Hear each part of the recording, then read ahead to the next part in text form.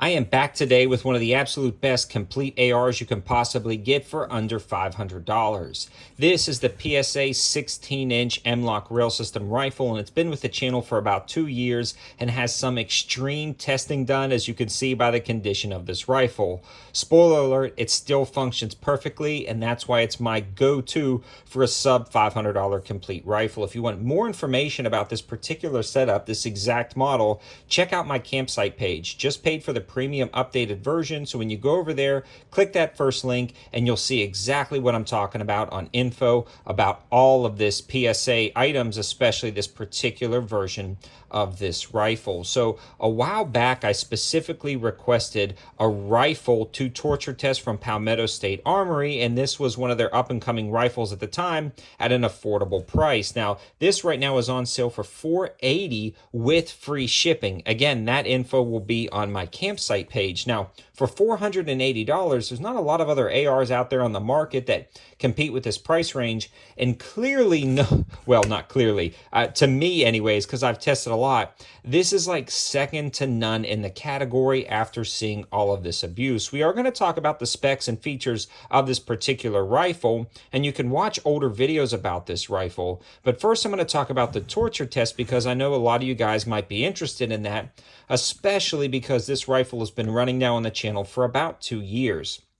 I initially dropped it from a 40-foot shooting tower, threw it on the ground, drug it behind the truck, threw it in the air to shoot it with a 12-gauge shotgun like a clay pigeon, set it up to shoot with a 12-gauge shotgun, covered the action in mud, and it functioned great throughout that testing. Now, unfortunately, because of some of YouTube's policies that were there and then were not there, and who knows what's going on, I had to remove a lot of videos, and that's kind of why I'm doing this particular video to summarize everything we've done and give an account for this best rifle under 500 bucks. So after that, it continued to function for about 500-600 rounds with absolutely no issues. And then we did a second torture test for another video that we were doing around Christmas time, talking about some PSA offerings. At that point, I said, heck, we're going to torture test it again. We dropped it on some rocks, threw it in some mud, smashed it against a truck, ran over it with the truck. We did a burnout with it. And that's when we broke the first part on this rifle, the detent on the dust cover. At this point, that's the only thing broken on this rifle, and it's easily swappable with another dust cover to fix it, but I kind of like it leaving it there just because I wanted it's an original configuration. Then we shot it again with a 12-gauge shotgun, threw it up against the side of an old truck, and just continued to beat it. At this point, we were probably close to about 1,000 rounds through the rifle with no issues whatsoever. In comes the Stinger Red Dot torture test, where we shot this rifle 3 more times with a 12-gauge shotgun. So if you're keeping count, we've shot this 5 total times. Then we dropped it on rocks, threw it on the ground, and it is still functioning perfect with no issues whatsoever. So you'll want to check out a lot of those videos, a lot of YouTube shorts feature this rifle. It's become my go-to kind of beater rifle for different types of abuse testing. I never expected it to survive this long. Every time we do it, I think we're going to break something, yet it still functions perfectly. Now let's talk about those specs and features and why not only is it durable, but it's a solid rifle if you're not beating it up as just a good defensive rifle, a ranch rifle, or a range rifle.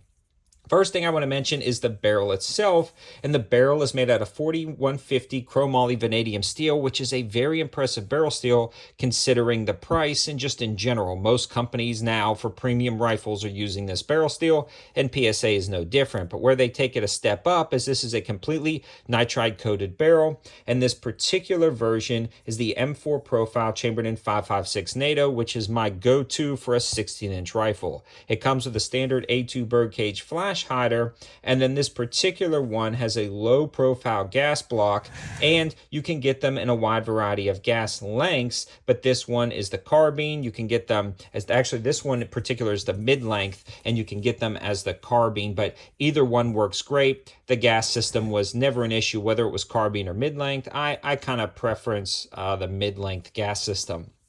Now, surrounding that barrel and gas system is this M-LOK rail system. It has been through the ringer. Never have I put a rail system through as much as I have, and it is holding up spectacularly for the abuse it's taken. You can see we've lost some finish, we have some dents, but it does have QD slots in the rear, which work out great. The M-LOK slots work out nicely, and it does have the pick rail at the front section and the rear section. Now, you can almost see some like slight forming potentially of the rail where it was again dropped from a 40-foot shooting tower, like 40 feet in the air, and ran over with the truck. But honestly, you'd have to like really inspect it to find any actual damage. I mean, we can see some slight dents where again we shot it with a 12 gauge shotgun from like 10 yards away 3 times, but I mean that's nothing to affect actual function of the rail system. It's actually kept true with the lockup. Nothing is walked loose. I've never had to tighten any bolts, and it's still functioning perfectly, well over 1,000 rounds with all of that abuse. Moving up to the center, the heart of this rifle is the bolt carrier group, and the BCG, if it's not beating, your rifle is not functioning, and man, does this work out great. The carrier steel itself is actually 8620, and it is chrome lined, so again, a step above what you would traditionally find.